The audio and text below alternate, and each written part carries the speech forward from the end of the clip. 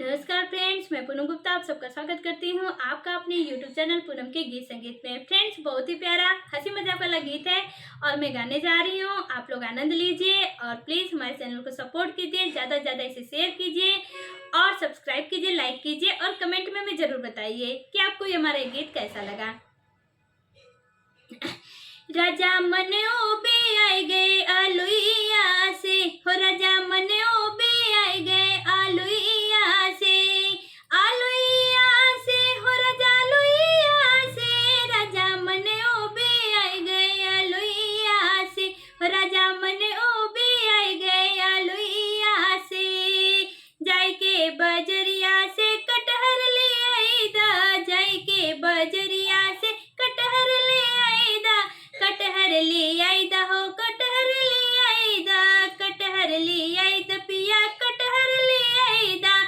ए राजा कटहर छिलवाईदा ससुइया से, ए राजा कटहर छिलवाईदा ससुइया से, राजा मन ओबे आई गइल आलुइया से, हो राजा मन ओबे आई गइल आलुइया से।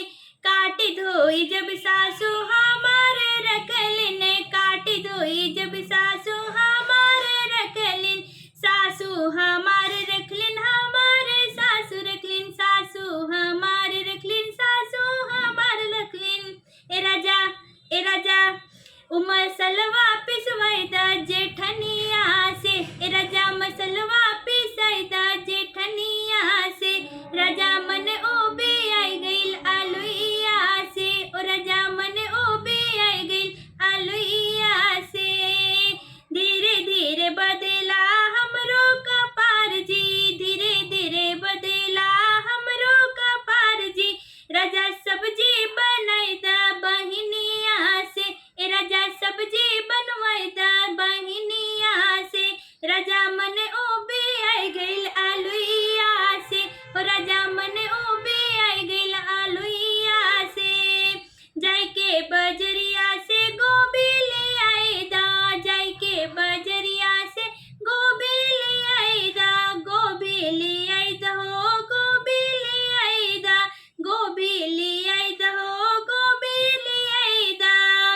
हो राजा मन ओबे आई गइल आलुइया से, हो राजा मन ओबे आई गइल आलुइया से। 9 बार रोटी कटोरा भरे सब्जी, 9 बार रोटी कटोरा भरे सब्जी, कटोरा भर सब्जी, कटोरा भरे सब्जी, राजा भूख नाही लागे दरदिया से, हो राजा भूख नाही लागे दरदिया से, राजा मन